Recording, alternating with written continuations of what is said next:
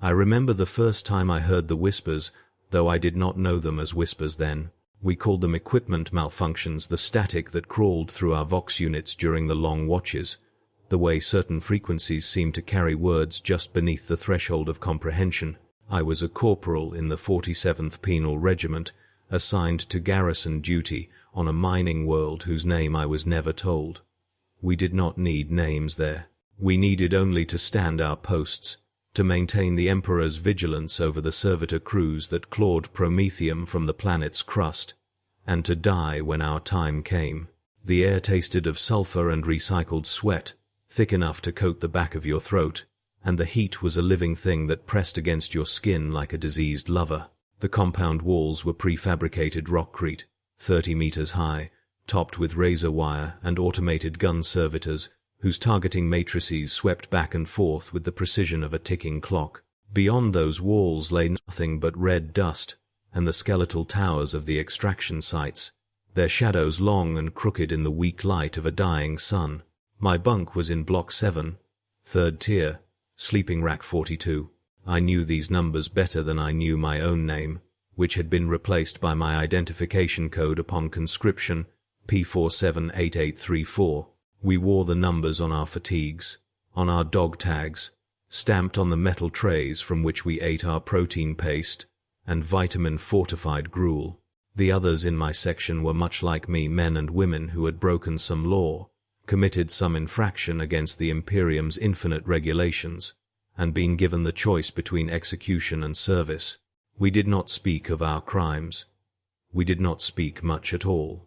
The silence was easier than conversation, safer than the formation of bonds that would only be severed when one of us fell to accident or punishment or the simple grinding entropy of garrison life.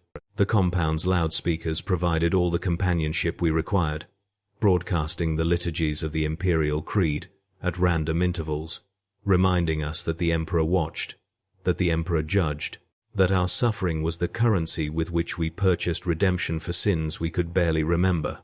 The whispers began during the 3rd month of my posting.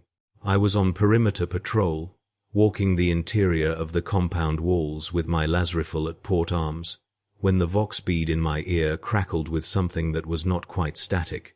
It sounded like breathing, or like the rustle of cloth against stone, or like water running over corroded metal.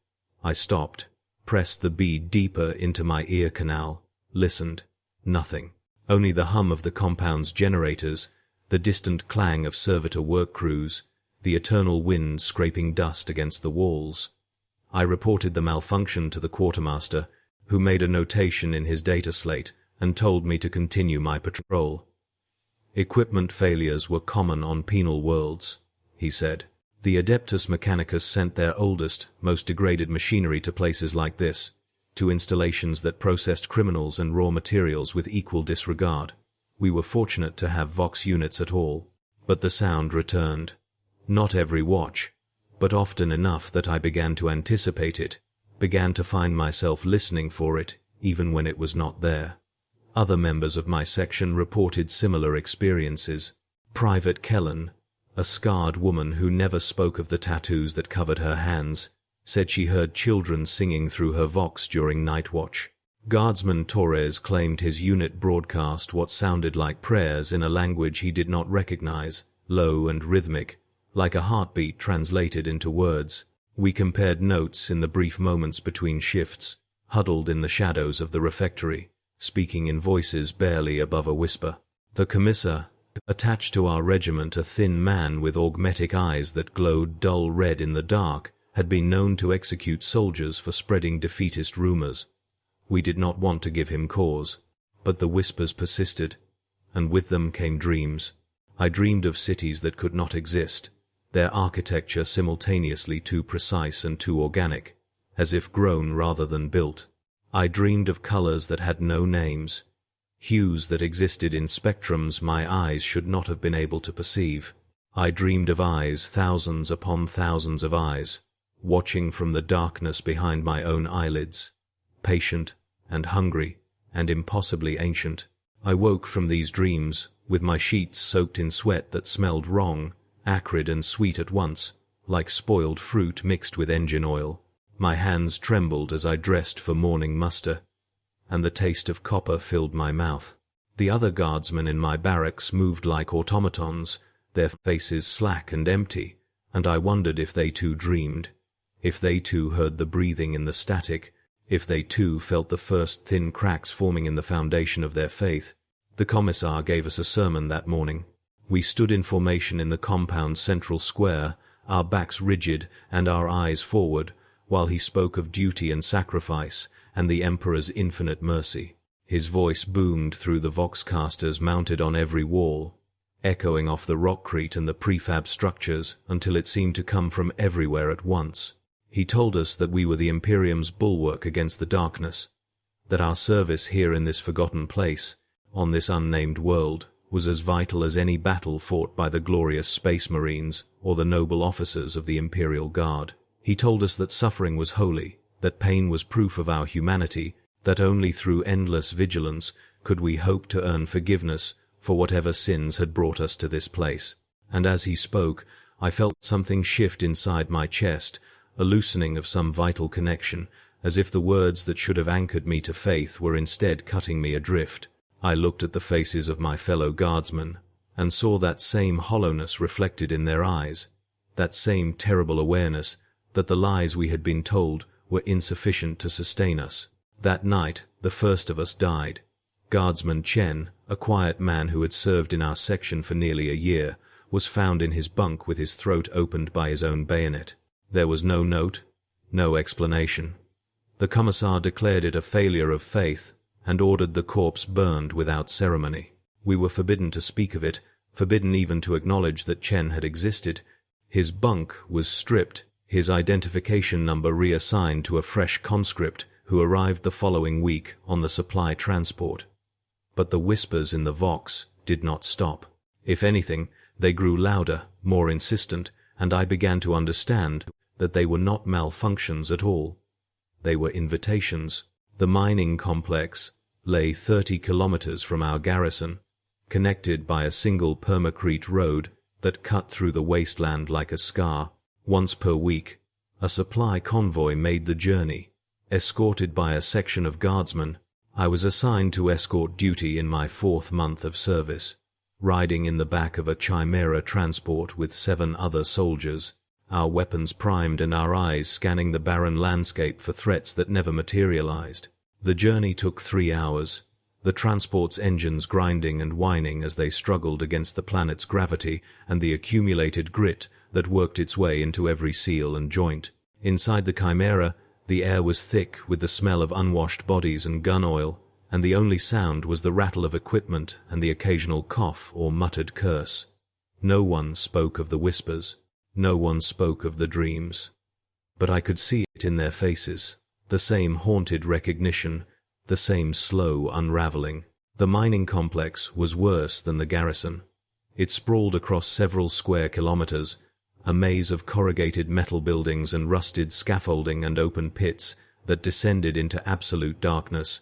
The servitors that worked here were crude things, their organic components barely recognizable as human, their augmetics exposed and sparking, their mouths sealed with crude stitching, or filled with vox grills that emitted binary cant in endless streams. They moved in predetermined patterns, loading ore into massive hoppers, operating drilling equipment that screamed and shuddered, their dead eyes staring at nothing. Human overseers walked among them, carrying shock moles and data slates, occasionally administering punishment to servitors that faltered or failed. The overseers did not look at us as we passed. They did not look at anything. Their faces had the same emptiness I had seen in the garrison, the same erosion of self. We delivered our supplies to the quartermaster's depot, a squat building near the center of the complex, and were given permission to rest for 2 hours before beginning the return journey. Most of my section found shadowed corners to sit and smoke glow sticks, but I felt drawn to the edge of the complex, to the largest of the open pit mines. I told myself I was conducting a security sweep, that I was maintaining vigilance as regulations demanded. But the truth was simpler and more terrible. I wanted to look into the darkness. I wanted to see what lay at the bottom of that pit. The edge was marked with warning signs in high Gothic, their paint faded and peeling, and a single strand of corroded chain served as a barrier. I stepped over it easily, approached the rim, looked down. The pit descended beyond the reach of any light, a perfect circle of blackness that seemed to swallow even the sound of the mining equipment.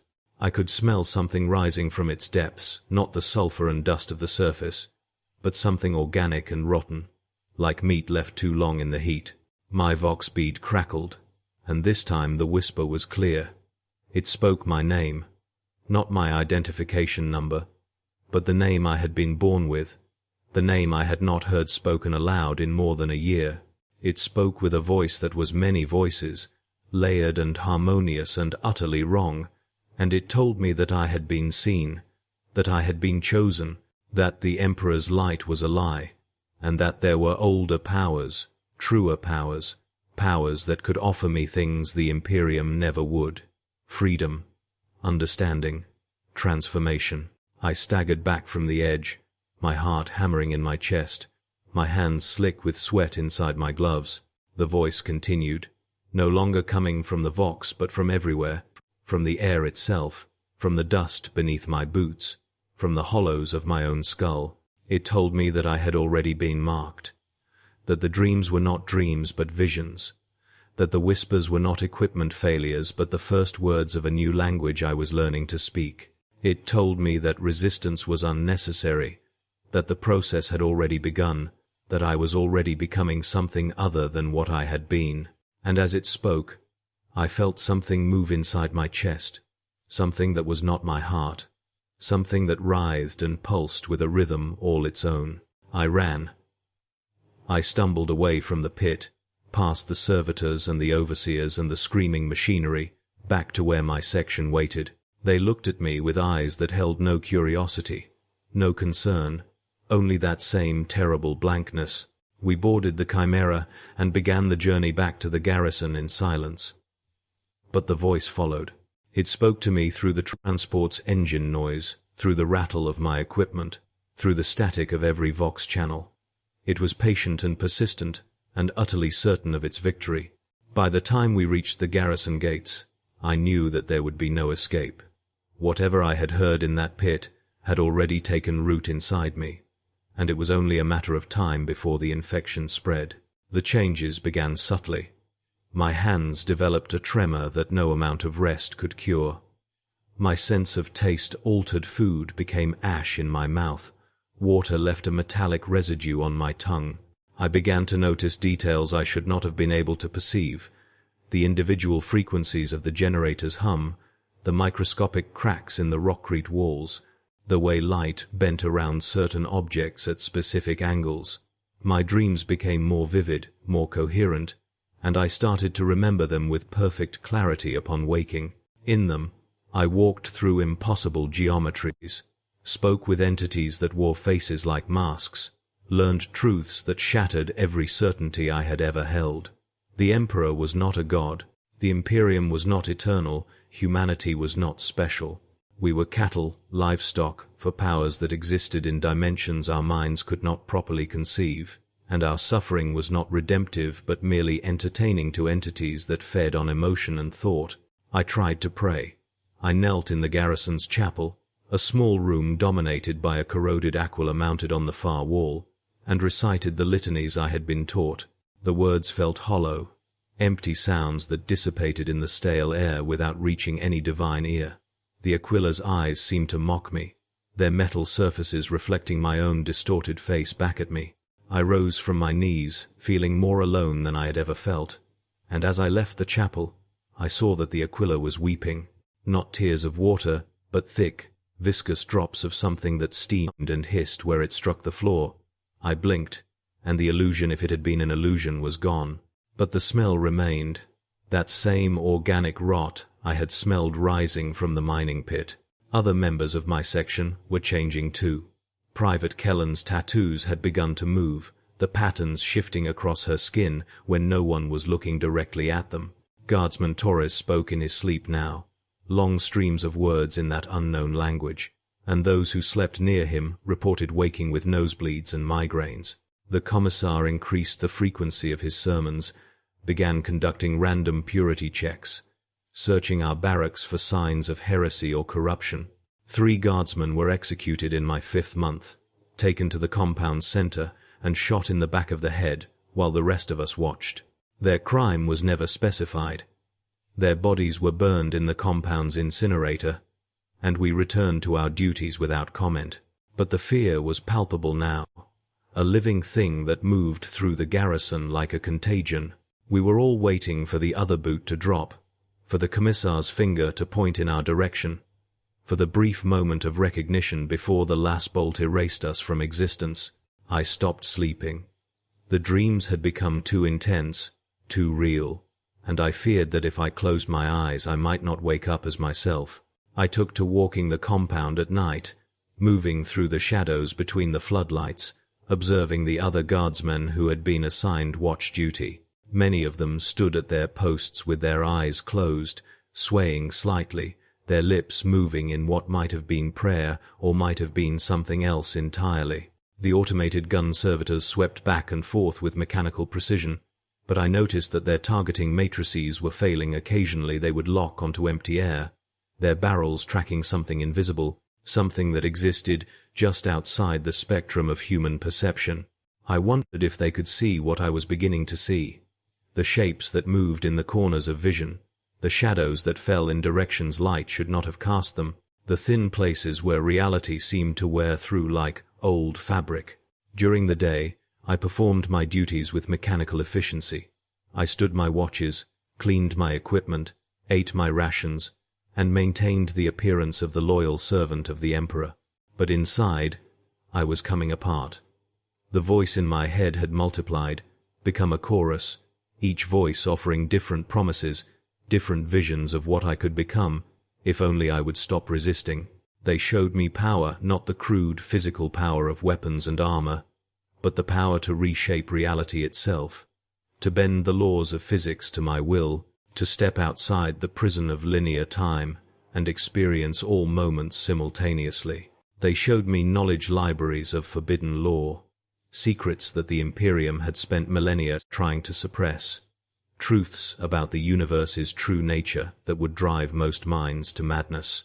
They showed me pleasure sensations beyond anything the human nervous system was designed to process, ecstasies that transcended the merely physical and touched something deeper, something primal and eternal. And they showed me what I was becoming. In the mirrors, when I looked at my reflection in the polished metal of my Lazaraful or the dark glass of a window, I saw changes. My eyes had developed flecks of color that had not been there before, not yellow or red or any natural hue, but something that shifted and changed depending on the angle of observation. My skin had taken on a feverish quality, hot to the touch, and when I scratched at it, thin trails of something that was not quite blood seeped from the wounds. My teeth felt loose in their sockets, and my tongue had become sensitive to temperatures and textures it should not have been able to detect. I was being remade from the inside out, my biology rewritten by forces that operated according to rules that had nothing to do with the Omnissiah's sacred logic or the Emperor's divine will. The breakthrough came during a routine maintenance inspection. I was assigned to check the compound's water recycling system, a network of pipes and filtration units housed in a subterranean chamber beneath the garrison's eastern wall. I descended the access ladder with a lumen pack strapped to my chest and a data slate to record any necessary repairs. The chamber was cool and damp, the air thick with the smell of mildew and chemical cleaners, and the only sound was the steady drip of water through the filtration membranes. I performed my inspection methodically, checking pressure gauges and flow rates, making notations on my slate. But as I worked, I became aware of something else in the chamber with me. It stood in the shadows beyond my lumen pack's reach, a shape that my eyes refused to focus on properly. When I looked at it directly, it seemed to fold in on itself, to occupy more space than its physical dimensions should have allowed. When I looked away, I could see it perfectly in my peripheral vision, a figure that was almost human, but stretched and distorted, its proportions wrong, its movements too fluid. It did not speak, but I heard its thoughts pressing against my own, felt its attention like a physical weight. It was studying me, evaluating me, determining whether I was ready for the next stage of transformation. And in that moment, standing in the darkness beneath the garrison, I understood that I had a choice to make. I could resist, cling to the lies I had been taught, maintain my humanity at the cost of my sanity, or I could surrender, accept what I was becoming, and step into a larger universe than the Imperium had ever wanted me to know existed. I chose neither. Instead, I raised my las rifle and fired at the shape, the last bolt's crimson light filling the chamber for an instant before dissipating into the shadows. The shape did not react. It simply stood there, patient and inevitable, and I understood that violence was meaningless here. You cannot kill what is not truly physical. You cannot fight what exists primarily as idea, as symbol, as the manifestation of forces that predate matter itself. I lowered my weapon, and the shape moved closer. I felt its presence like ice water in my veins, like acid eating through the walls of my mind, like ecstasy and agony braided together into a single sensation. It showed me the truth of what I was becoming, and I wept with relief and horror in equal measure. When I emerged from the maintenance chamber, 3 hours had passed, though it had felt like minutes. The sun had set, and the compound's floodlights cast harsh white circles across the dusty ground. I walked back to my barracks in a daze, my mind struggling to process what I had experienced, what I had learned. The other guardsmen avoided my gaze as I passed, as if they could sense the change in me, the fundamental alteration that had occurred in that dark chamber. I did not blame them. I would have avoided myself too. That night, I lay in my bunk and felt my body continuing its transformation. My bones ached as they shifted in their sockets, growing denser, changing shape. My muscles twitched and spasmed as they rewired themselves according to new configurations. My organs pulsed with rhythms that had nothing to do with human biology. I was becoming something the Imperium would classify as abomination, as heretic, as corrupted beyond redemption. But I no longer cared what the Imperium thought. The Emperor's light had never reached this place, and his protection was revealed as the lie it had always been. The Vox whispers were constant now, a background chorus that accompanied every moment of my existence. They guided me through my duties, told me where to stand and when to speak, and how to avoid the commissar's suspicion. They connected me to others in the garrison who had also heard the call, who had also begun their transformations. We recognized each other without words, communicated through glances and subtle gestures, formed a network within the regiment's structure that the officers could not perceive. We were still soldiers, still performed our duties with mechanical precision, but we were no longer serving the Imperium. We served older masters, patient entities that had waited millennia for this moment, for the cracks in the Emperor's domain to widen enough that they could reach through and claim what had always been theirs. Private Kellen was the first to complete her transformation. It happened during morning muster, as we stood in formation while the commissar droned through another sermon. Her skin began to split, not with blood but with light radiant, sickening colors that existed outside the normal spectrum. The tattoos that had covered her hands erupted across her entire body, forming patterns that hurt to look at, geometries that violated every principle of Euclidean space. She screamed, but it was not a sound of pain, it was ecstasy, triumph, the joyous cry of a prisoner breaking free from chains they had worn so long they had forgotten what freedom felt like. The commissar drew his bolt pistol and fired, the mass-reactive shell taking her in the center of mass, detonating. But instead of dying, she simply came apart, her physical form dissolving into something that was more energy than matter, more concept than flesh. The pieces of her scattered across the compound, each fragment burrowing into the ground or the walls or the other guardsmen, spreading the infection, accelerating the process. Chaos erupted. The commissar began executing soldiers at random, firing his bolt pistol until the magazine was empty, then drawing his chainsword and hacking at anyone within reach. The automated gun servitors opened fire on the formation, their targeting matrices finally giving up all pretense of identifying actual threats. Last bolts and hard rounds filled the air, cutting down guardsmen by the dozens, but those of us who had already begun our transformations discovered that we were difficult to kill. The last bolts passed through us without causing lasting damage, or were absorbed into our changing flesh, or ricocheted away at impossible angles.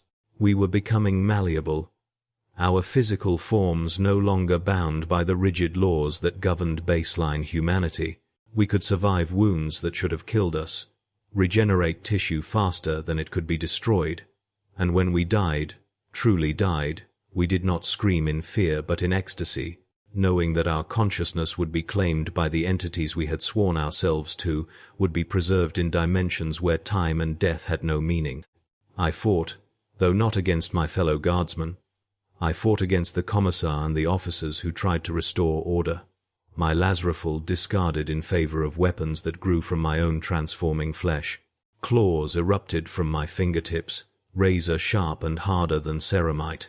My jaw distended, revealing rows of teeth that had not existed moments before.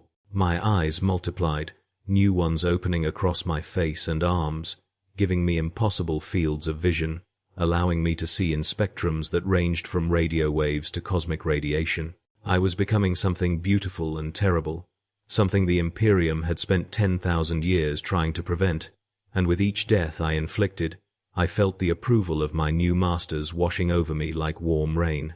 They whispered encouragement, promised greater rewards, showed me visions of what I would become when the transformation was complete. The garrison fell within hours. The rockcrete walls that had seemed so impregnable proved useless against enemies who could walk through solid matter or reshape it with thought. The automated defenses were turned against their creators, their machine spirits corrupted by the same forces that had corrupted us. The commissar died badly, torn apart by soldiers he had executed months before. Their bodies returned from whatever hell they had been cast into, animated by malice and the need for revenge. His screams lasted longer than they should have, echoing through the compound long after his physical form had been reduced to component molecules. The other officers tried to call for help, tried to reach the planetary garrison or the system defense fleet, but their Vox transmissions were intercepted, their words twisted, their pleas for aid transformed into prayers to the very entities they were trying to escape. By nightfall, the garrison was ours. Bodies lay scattered across the compound, most of them torn apart, some of them still twitching and writhing as the changes worked through them posthumously. The survivors, and there were fewer than I had expected, gathered in the central square, our forms illuminated by fires that burned in colors that should not have existed. We had been soldiers of the Imperium, now we were something else, something ancient and new at once, disciples of forces that existed in the spaces between stars, in the cracks in reality, in the dreams of dying gods. We looked at each other with eyes that saw too much, with minds that had expanded beyond the narrow confines of human consciousness, and we understood that this was only the beginning. The garrison had fallen, the mining complex would be next, then the planet, then the system. The Imperium was vast, but it was also brittle, and we had found its breaking points. The voice that had first spoken to me in the mining pit spoke again, and this time it was not whispering. It roared through my mind with the force of a collapsing star, showing me the path forward, the battles that would be fought, the worlds that would burn. I saw fleets of corrupted warships translating into real space, their hulls decorated with symbols that drove onlookers mad. I saw armies of the transformed marching across worlds, offering the same choice I had been offered, transformation or death, evolution or extinction. I saw the Imperium's defenses crumbling, its faith insufficient to protect it from truths it had spent millennia denying, and I saw myself at the center of it all, no longer a simple guardsman but something greater, something eternal, a node in a vast network of consciousness that spanned galaxies and dimensions. But in that moment of victory, I felt something else too. A small voice, barely audible beneath the roar of my master's approval, that still remembered what I had been. That remembered the Emperor's words, hollow though they might have been. That remembered the concept of duty, of sacrifice, of standing against the darkness even when defeat was certain. That voice was dying, smothered by the changes that had remade me. But it had not died yet. It whispered a question I could not answer. Was this truly freedom, or simply a different kind of slavery? Had I escaped the Imperium's chains only to don chains of a different make, lighter perhaps, but no less binding? The entities I served were older than the Emperor, more powerful than any human institution, but they were still masters, and I was still a servant. The nature of my bondage had changed, but had the bondage itself truly ended? I pushed the thought away. It was weakness, the last gasp of my human conscience, the final protest of a self that no longer had any claim on me. I was beyond such concerns now. I had evolved past the need for simple questions of morality or freedom. I was a weapon in a war that had been waged since before the universe had cooled into matter, and my purpose was clear. I would spread the corruption. I would bring transformation to worlds that had never known anything but the Emperor's dead light. I would offer the same choice I had been offered, and I would accept whatever answer was given with equal grace. Those who chose transformation would become my brothers and sisters in the great work. Those who refused would become fuel for the entities we served, their suffering and death converted into power that would be used to break more chains, shatter more illusions, free more slaves from the prison of ignorance. We left the garrison the next morning, marching out through the broken gates and into the red desert beyond. There were 57 of us, all that remained of a regiment that had numbered 300 souls. Our bodies were barely recognizable as human now, our flesh marked with sigils that burned with their own internal light, our eyes reflecting something other than the planet's weak sun. We carried no supplies, needed no water or food or rest.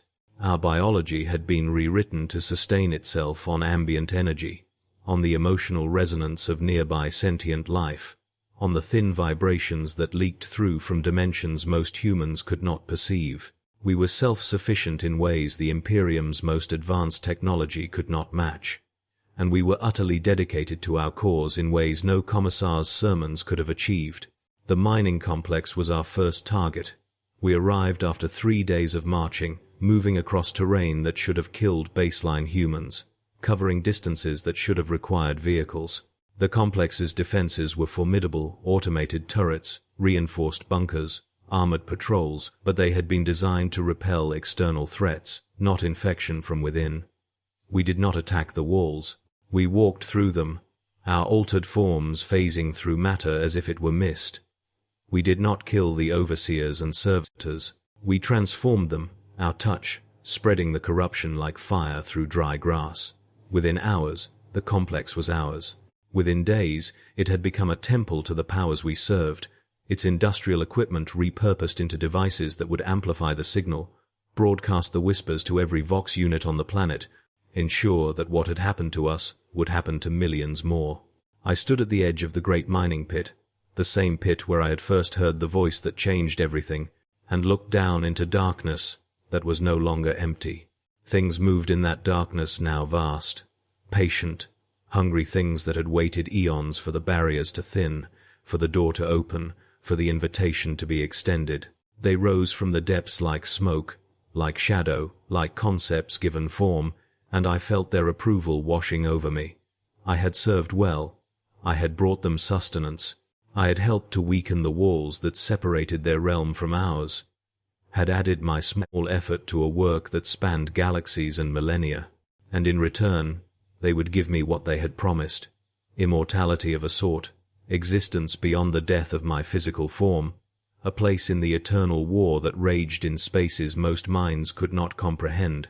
But that small voice still whispered. It asked me if this was truly what I wanted. It showed me images of what I had been: a simple soldier, flawed and fearful, but still human, still capable of choice, still able to define myself on my own terms. It reminded me that the corruption I was spreading would destroy everything I had once protected, would reduce worlds to nightmares, would condemn billions to the same transformation I had undergone, or worse. It asked me if the cost was worth the reward, if power justified the suffering it required, if freedom earned through the enslavement of others was freedom at all. And for a moment, just a moment, I wondered if I had made a terrible mistake. But the moment passed. The voice of my old self grew quieter, then silent, then ceased to exist entirely.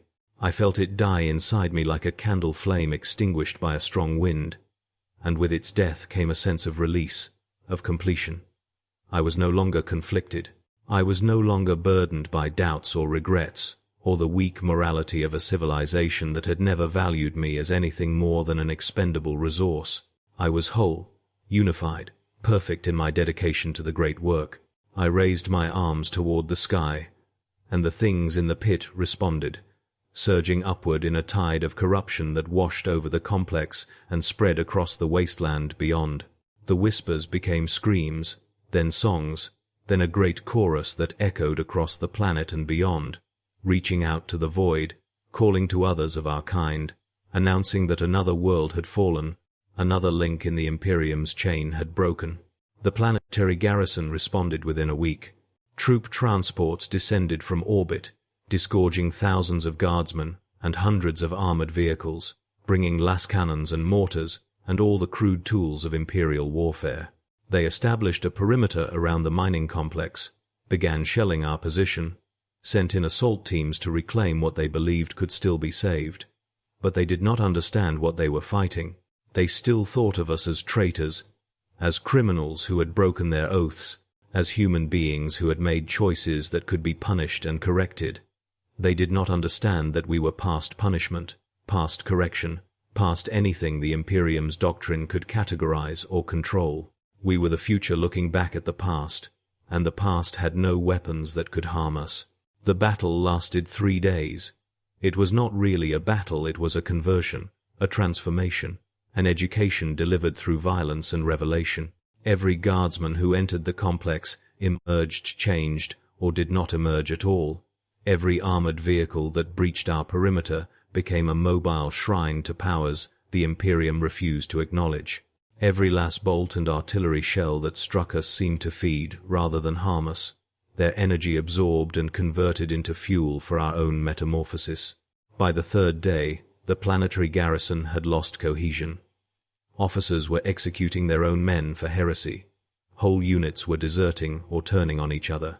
And the whispers had spread to the garrison's own Vox network, had infected their communications infrastructure, had reached into the minds of soldiers who had never even seen us, and shown them the same truths we had learned. I watched from the complex's highest tower as the Imperium's forces broke and fled, their formations dissolving into chaos, their weapons abandoned, their faith shattered. I felt no triumph, no satisfaction.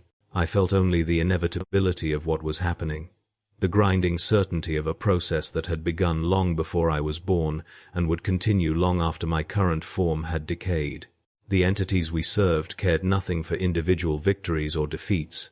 They played a longer game, measured their progress in eons rather than years, and knew that every setback was temporary while every gain was eternal. Worlds would fall and be reclaimed again, each cycle eroding the Imperium's strength a little more, spreading the corruption a little farther, until the day came when the barriers collapsed entirely and the warp poured through into real space in a tide that would drown the galaxy. The orbital bombardment began on the 4th day. I had expected it. Once the planetary garrison admitted defeat, the fleet in orbit would have no choice but to authorize Exterminatus protocols, to destroy the world rather than allow it to serve as a foothold for the very forces the Imperium had been created to oppose. I stood in the open and watched as the sky split apart, as lance strikes and cyclonic torpedoes descended like the judgment of wrathful gods, as the atmosphere ignited and the ground liquefied, and everything within 100 kilometers of the mining complex was reduced to plasma. I felt my physical form beginning to disintegrate, felt the heat stripping flesh from bone, felt my altered biology fighting a battle it could not win against energies measured in gigatons and terajoules. And I laughed. I laughed because they thought this was victory. I laughed because they believed that destroying my body would destroy what I had become. I laughed because even as my flesh burned and my bones shattered and my nervous system overloaded, I could feel myself being pulled elsewhere, drawn into the spaces between dimensions, claimed by the entities I had served and preserved for purposes they had not yet revealed. My consciousness fragmented, scattered across realities and timelines, became simultaneously everywhere and nowhere. I saw the Imperium from outside, saw its vast sprawl across the galaxy, saw the 10,000 years of its existence compressed into a single moment, saw its beginning and its end overlapping like a loop of film played on repeat. And I understood that it had always been doomed, that its entire existence was a futile attempt to hold back forces that could not be opposed, only temporarily delayed. The physical world dissolved around me. The mining complex, the planet, the system itself, seemed to recede into the distance, becoming smaller and less significant, a single point of light in an infinite darkness. But that darkness was not empty. It was full crowded with intelligences and entities and presences that had never been bound by material form, that existed as pure consciousness or pure hunger or pure malice, that shaped reality through will alone and fed on the emotional energy of sentient beings the way humans fed on food. They welcomed me into their realm, or into their consciousness, or into whatever passed for location in a space where geometry had no meaning, and distance was a matter of thought rather than measurement. They showed me what I had won and what I had lost, and I found that the distinction between the two had ceased to matter. I exist now in a state I cannot properly describe. I am not dead, but neither am I alive in any way the Imperium would recognize.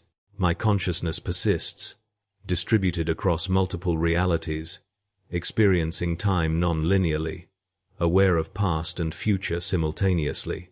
I can see the galaxy as it is now, still mostly under Imperial control, still clinging to the Emperor's corpse light, still grinding its citizenry into paste in the name of order and stability. And I can see it as it will be fragmented, corrupted, transformed into something that serves purposes the Imperium can barely imagine. I can see individual humans, billions of them, living their small lives in ignorance of the forces that move beneath the surface of their reality. And I can see the moments when they hear the whispers for the first time, when they make the same choice I made, when they step onto the path that will lead them either to transformation or to death or to something worse than either. I want to tell you that I regret it. I want to tell you that if I could go back to that moment in the mining pit, hearing the voice for the first time, I would choose differently. I want to tell you that the cost was too high, that what I lost was more valuable than what I gained, that humanity, for all its flaws and failures, was worth preserving in its limited, constrained, unenlightened state. But I cannot tell you these things because they would be lies. I do not regret. I cannot regret. The transformation burned away the parts of me that were capable of regret, replaced them with certainties and purposes that transcend such petty concerns. I am what I was always meant to be, what every human is meant to be once they shed the lies the Imperium feeds them from birth. I am free in ways no loyal citizen of the Imperium could understand, and I am enslaved in ways they would never accept. The whispers continue. They speak through every Vox unit that malfunctions, every dream that troubles the sleep of the faithful, every moment of doubt that creeps into the mind of a guardsman standing watch in the darkness. They speak with my voice, and with the voices of millions like me, all of us transformed, all of us claimed by the powers that exist beyond the veil, all of us serving as conduits for forces that seek to unmake the order the Emperor tried to impose on an inherently chaotic universe. We are legion, we are patient, we are inevitable, and we are coming for everyone who can hear this, everyone who reads these words, everyone who feels that small crack in their certainty about the Imperium's righteousness. The corruption is not something that happens to you. It is something you invite, something you choose, something you become the moment you acknowledge that the lies you have been told are insufficient to explain the universe you inhabit. I was a guardsman once. I served the Imperium. I believed in the Emperor's light and the necessity of sacrifice and the virtue of duty. And then I heard the whispers, and I learned that everything I had been taught was a cage built to contain something the Imperium feared more than any external enemy.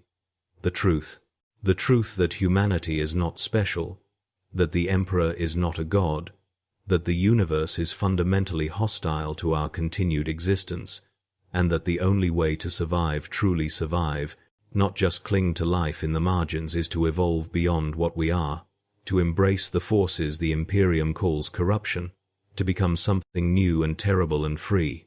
I made my choice, I paid the price, and I would do it again, eternally, across infinite timelines and possibilities, because the alternative, remaining human, remaining ignorant, remaining a slave to a dying empire and a dead god, is not an alternative at all.